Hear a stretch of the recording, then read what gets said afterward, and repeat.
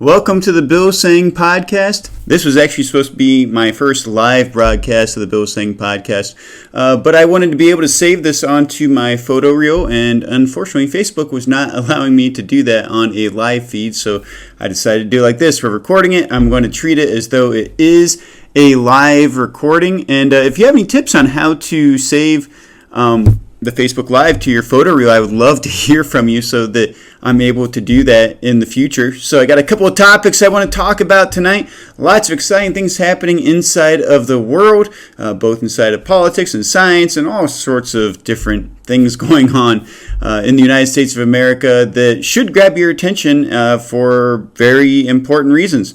The number one thing we're going to be talking about tonight is going to be this idea of the student loan forgiveness program that the current administration wants to implement. Why that it's a bad thing, but also a different perspective on it. As being somebody who has gone through the college education system myself, I have total empathy for the people who have student loans outstanding and the struggles that student loans create. So we'll talk more about that here pretty soon.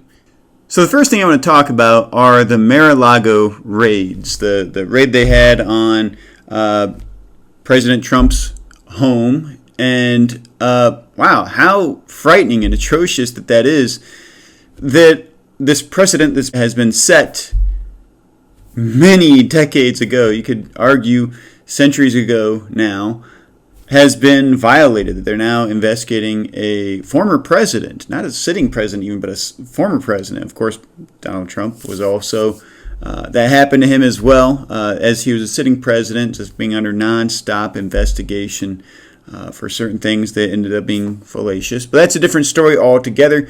We'll talk more about that as the story unfolds. I'm not going to focus on that a whole lot tonight, but I just had to get it out there. What are your thoughts on the raid at Mar-a-Lago? Do you think that it was a good thing? Do you think it was a bad thing? Do you think that it's actually yielded anything productive? So far, I don't think so. It doesn't seem like that they're being very forthcoming about the results. It's very disturbing that they say that, oh yeah, we'll release this and that, and Donald Trump says, release it all, and they say, well, let us do a little bit of redacting first, and then we'll release everything. So a little bit disturbing, and not there's anything wrong with redactions and everything. I get that. Sometimes you have to protect people's identities and so forth, but it just seemed very dishonest with how they're going about disclosing the information about the raid. So as that unfolds, we'll be talking about that more and more. But one of the most fascinating articles that I've seen this week has nothing to do with politics, has everything to do with science, and therefore also has a lot to do with religion, with my faith even, I will say. And it really surprised me because I have been kind of following the photos of the James Webb Telescope. There have been some incredible photos being released from the James Webb Space Telescope. I encourage you to look online for all the photos that it's taking. But then all of a sudden, I see an article out there, and the headline is literally, "The Big Bang didn't happen." Was literally the Big Bang didn't happen. Now, you all know me. I'm a creationist. I'm a Christian. And I do not particularly believe in the Big Bang. So this came to a surprise to me, as a surprise to me when I saw that this was actually coming from a reputable, non-Christian, science-oriented website. And I thought to myself, whoa, for them to be saying the James Webb Space Telescope is disproving the Big Bang Theory, my goodness, this must just be just overwhelming evidence. My understanding of it is that it is taking photos, and as it takes photos, it's finding lots of inconsistencies inside the universe regarding the rotation of planets, rotation of, I believe, galaxies, entire galaxies rotating the opposite of what the Big Bang Theory would have predicted. And I think there's also certain age elements of galaxy stars or something playing into it as well. I did happen to read the whole article, though, so full disclosure there. And the reality is that even though that it gives an appearance that the Big Bang Theory has been disproven, nonetheless, scientists are still coming up with theories as to how this all could figure into the overall Big Bang model. Now, what I find particularly fascinating, and if you've never read my book, 10 Irrefutable Proofs of Creation, I highly encourage you to read it and to look at the chapter. I'm trying to think what it was called. I think it was The Expanding Universe, one of the most fascinating chapters I've written in any book so far, I think, and talks about the history of our understanding of the universe, and ultimately culminates with this X factor known as dark matter. And dark matter, you can't see it, you can't feel it, you can't taste it, you can't touch it, you can't measure it really. And yet, I believe they say that 90 some odd percent of the matter in the universe is indeed dark matter. And whether that's true or not, that's neither here nor there. It could be real, it might not be real. Nobody can prove it, whether it's real or not, aside from incorporating these inconsistencies into their models, these inconsistencies, and then what they do to make sense out of these inconsistencies is they then say that, oh, well, this could be a result of dark matter in this form or another form. In this case, they said it could be as a result of clumpy dark matter. And that's something that takes a little more research to really understand. I think I kind of get where they're coming from with it, but I find it very, very convenient that they find these inconsistencies that they say disprove the Big Bang Theory, and they say, well, if we throw dark matter into it, we can't see it, we can't taste it, we can't measure it, we can't do anything empirically with it, and yet we're going to use dark matter as the culprit for these inconsistencies inside the universe, according to the Big Bang model. But quite frankly, what it said for astronomers is that they're in a panic because they're having a really hard time reconciling the photos with the Big Bang model. Now, for me, what I like to say, what I've told a good number of my friends these past weeks, is that I am right 100% of the time when it comes to issues like this. I think I've even written about this aspect of it, that every couple of months, you see, this is nothing new. This is just one more piece in the puzzle, the James Webb Space Telescope. Every couple of months, you will get an article that says the Big Bang Theory has been disproven. I'm not kidding. I'm not making this up. I have tracked it. I haven't necessarily documented it, but I always make a big deal out of it whenever I see that an article has come out that says the Big Bang Theory has been disproven. In fact, it's no real surprise to me when I see those articles, because I remember back in my physics class in college that I heard that there are numerous theories regarding the origin of the universe, which makes you wonder, well, what are those theories? And then it also makes you wonder, well, which one is true? If the Big Bang Theory isn't true, which theory is it that makes sense out of the origins of the universe? Well, ultimately, I have a proposal. Just look inside of the Bible in Genesis chapter 1. Tells you all about it. And that's why I'm a worldview guy and not necessarily a science guy, a theology guy, or any of these other things. I am a worldview guy. And so my worldview is based on what the Bible has to say about reality. And it starts off by defining God, that He is the creator of the universe. And then it goes on to tell us how He put the universe together. And according to the Bible, He did it in 6 days. And the seventh day He rested.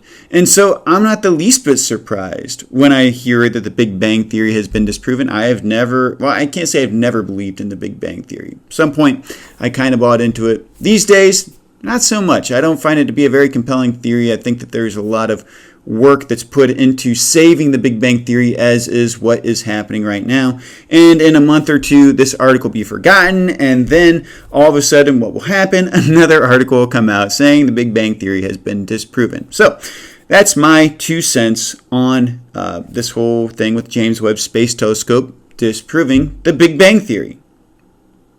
Now, into student loan forgiveness. So I happened to look up that 40 million Americans have student loan debt. 1.7 trillion. There's $1.7 trillion of student loan debt in America. Okay, let me say those again. 40 million Americans have student loan debt. And $1.7 trillion is what the debt amounts to. When you hear those numbers, ask yourself a question. Is our college education system broken? The answer is yes. Our college education system is broken. So what would I say? I see lots of advice online about going to a trade school or going into the workforce or going into the military. I think these are all fantastic ideas. But on the same token, I don't want to diminish the value of a college education. It is of high value. In fact, I would venture to say that my communication skills, my critical thinking skills, all came from my college education. I mean, those are in development anyway, of course. But on the same token, had it not been through the challenges that came to going to college, I would not have the ability to reason, not to sound arrogant, on the level that I do.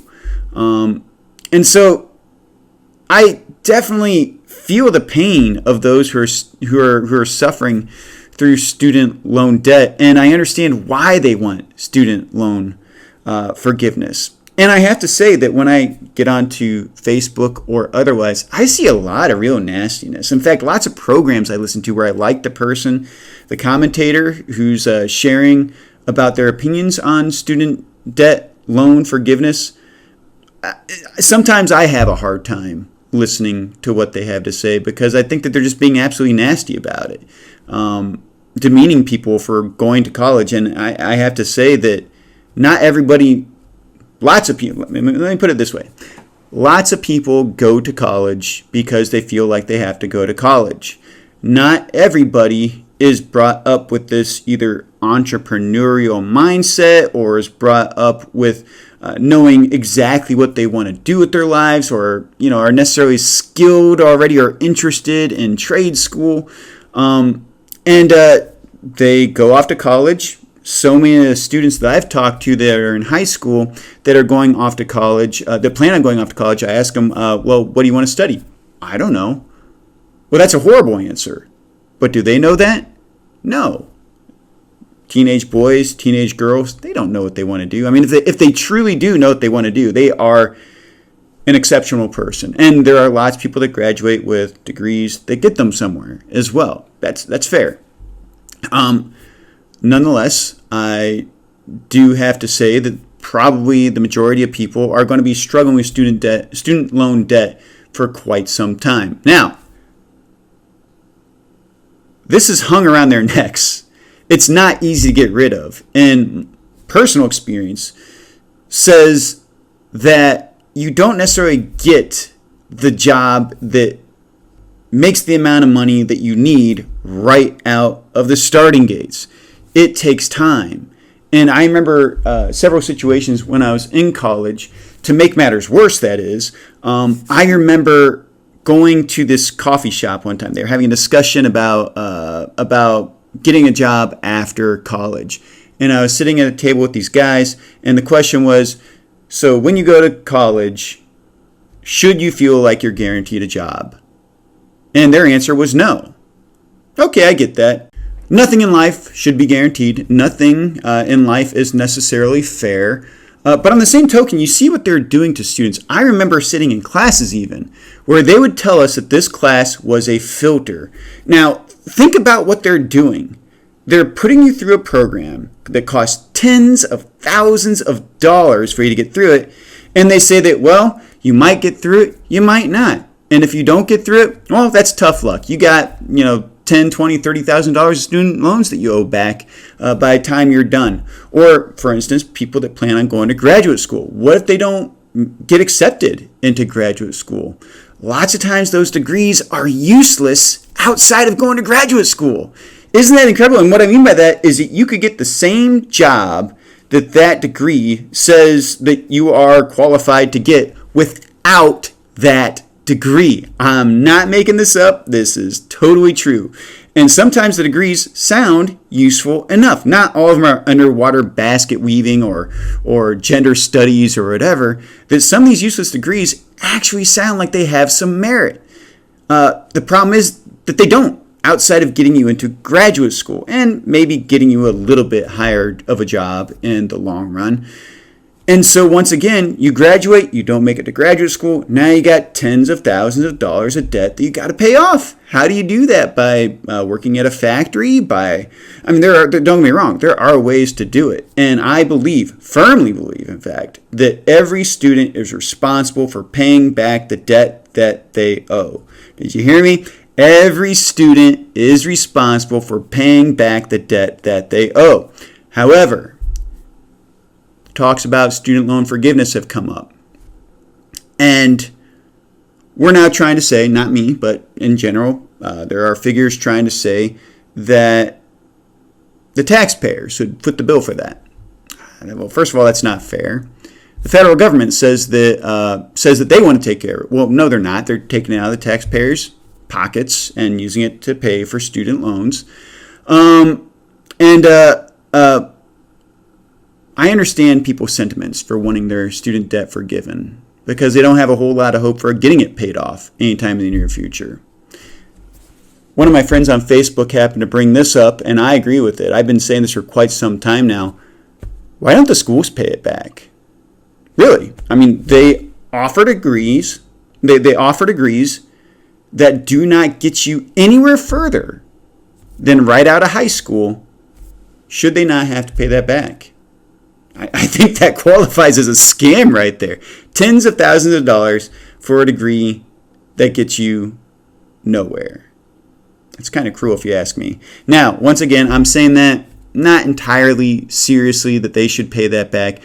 I think that they should. I think that what they're doing is wrong. I think that the education system should go into they should be investigated. Why is this happening, and why do they keep on raising the prices, and why is there no accountability for our education system? We put it on banks, we put it on the government, we put it on everybody else, including the students, except for the schools that are running this big business. And I think we're just too scared to, quite frankly. I think that people are too scared to stand up against big education.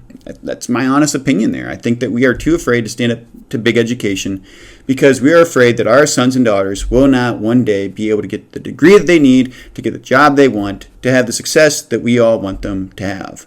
And what I've learned is sometimes you got to make sacrifices. Sometimes you got to say, you know what, we got to do the right thing.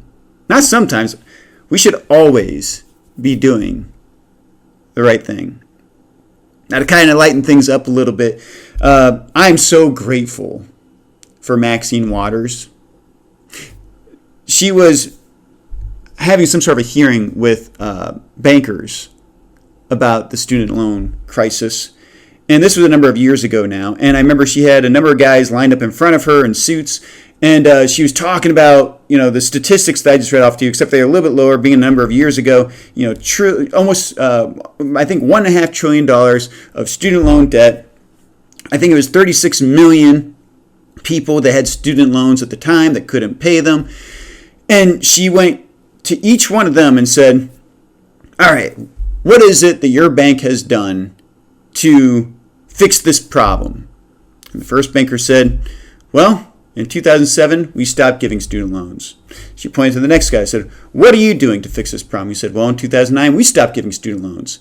And then she came to this third guy and said, what are you doing to fix this problem? He said, ma'am, the government took over the student loan program in 2010. So we don't have anything to do with the student loan program anymore.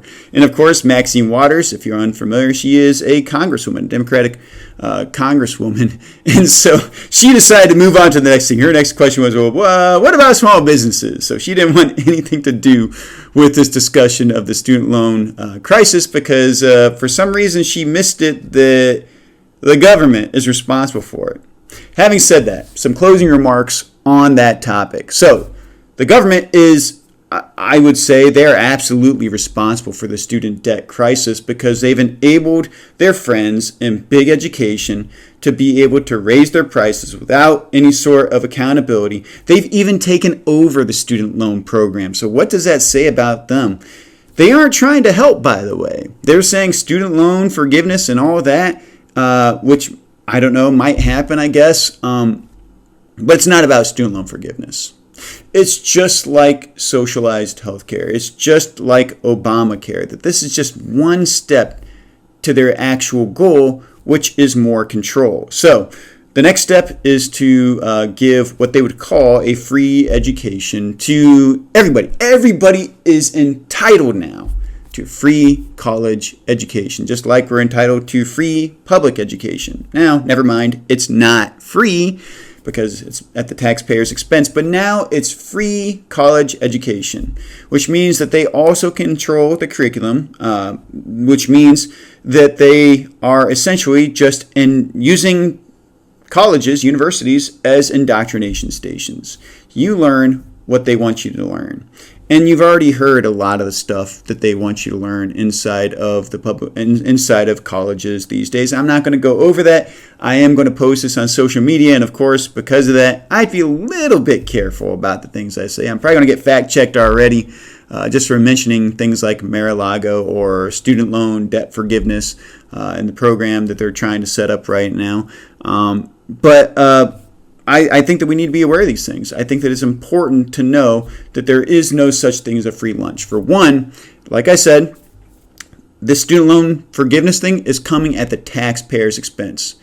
People on our side, I think that we need to show a little bit more grace in approaching people with student loans. It sounds very self-righteous, really, to say that you're just not intelligent for getting a college education. Again, I think that, aside from the debt, I think that a college education was very helpful for my development as a person.